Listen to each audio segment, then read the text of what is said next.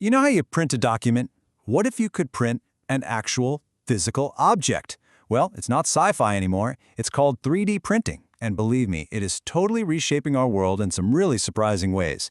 So let's get into it and see how we're turning digital ideas into real, solid things. All right, so to kick things off, let's just wrap our heads around the sheer scale and honestly the ambition of what this tech is already doing. I mean, we are talking about stuff that was pure science fiction just a few decades ago.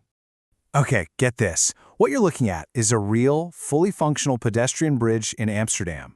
And the crazy part? It was entirely 3D printed out of stainless steel, layer by microscopic layer. It's not just a bridge. It's this beautiful, intricate piece of art that completely redefines what we even think is possible to build. And it's not just about these huge, massive structures either. This technology can be incredibly personal, literally life-changing.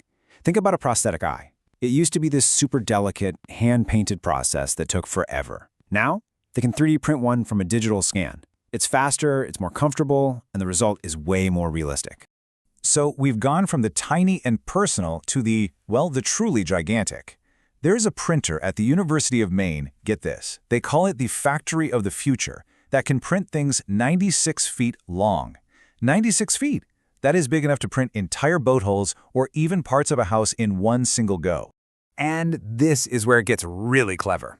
One of the huge benefits is something called part consolidation. See, instead of making, say, 900 little individual parts for a helicopter engine and then putting them all together, you can just print 16 complex parts. Or for a jet engine, fuel nozzle, you go from 20 parts down to just one. What does that mean? It means a final product is lighter, stronger, and more efficient. So it's not just a new way to make the same old stuff. It's a way to design and build things that were just physically impossible to make before. Okay, so we've seen all this incredible stuff it can do. But how does it actually work, right? How do you get from a file on a computer to a solid metal bridge? Well, the core idea is actually pretty simple. It's all about building up, not carving away. The fancy technical term for this is additive manufacturing. And the name really says it all. You add material, one tiny layer at a time, to build something from absolutely nothing. So let's break down that fundamental difference. For basically all of human history, we've made things using subtractive manufacturing. Imagine a sculptor with a big block of marble. They chip away everything that isn't the statue. That's subtractive. 3D printing flips that completely on its head. It's additive. You start with an empty space and build the object one microscopic layer at a time. It's kind of like building something with the world's tiniest, most precise Lego blocks. So the whole process really boils down to three main steps. First, you design a 3D model on a computer using what's called CAD software. That's your blueprint. Next, you run that model through a piece of software called a slicer. And it does exactly what it sounds like. It slices that 3D object into thousands of super thin digital layers. And finally, you hit print. The printer reads that file and gets to work building each one of those layers one on top of the other until, bam, your digital idea is a physical thing in your hands.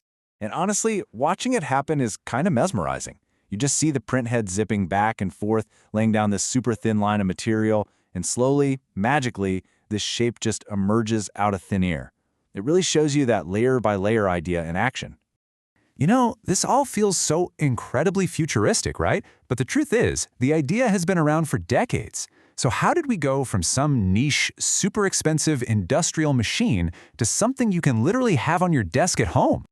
So, the very first patents were filed way back in the mid-80s. But the real game changer, the moment everything exploded, was in 2009. That year, some key patents expired for a process called FDM. Now that's the technology that most of the desktop printers you see today use, the one that melts a plastic filament and draws with it. Once those patents were gone, the floodgates opened. Suddenly, anyone could build and sell these printers, which led to a huge burst of innovation and, you guessed it, a massive drop in price. And I mean a massive drop. To put it in perspective for you, back in the 80s, if you wanted a 3D printer, you'd have to shell out around $300,000. Yeah, it was only for huge companies and big research labs.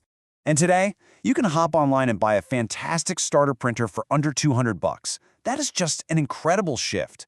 It's basically the democratization of manufacturing. It puts the power to invent and create physical things into the hands of pretty much anyone. And it's not just the printers that have gotten better and cheaper. The stuff you can print with has exploded too. We are way beyond just simple plastics now. Today, you can print with super strong metals like steel and aluminum, you can print with ceramics, with advanced composites like carbon fiber, and you can even print chocolate. Seriously. And what's really cool is that modern printers aren't stuck using just one material at a time. This little boat you see here, it's famous in the 3D printing world. It's called a benchy, and people use it to test how good their printer is. This particular one is a great example of how you can combine different materials, like hard plastic and flexible rubber, or multiple colors, all in a single print job. Okay, so if that's where we are today, where's all this heading? What's next?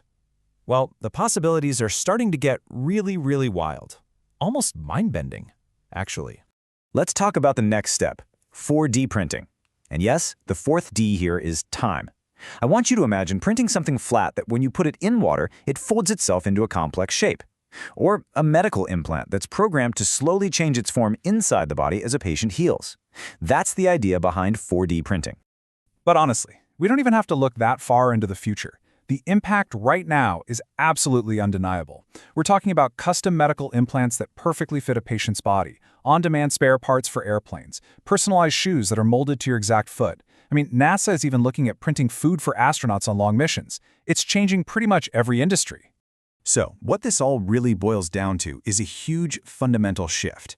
We're moving from a world where making things was complicated and expensive to a world where creating a physical object can be almost as easy as hitting send on an email. The tools are here, they're affordable, and they're in our hands. So now the only real limit is our own imagination. Which, of course, leaves us with the big question, now that we can print just about anything, what should we print next?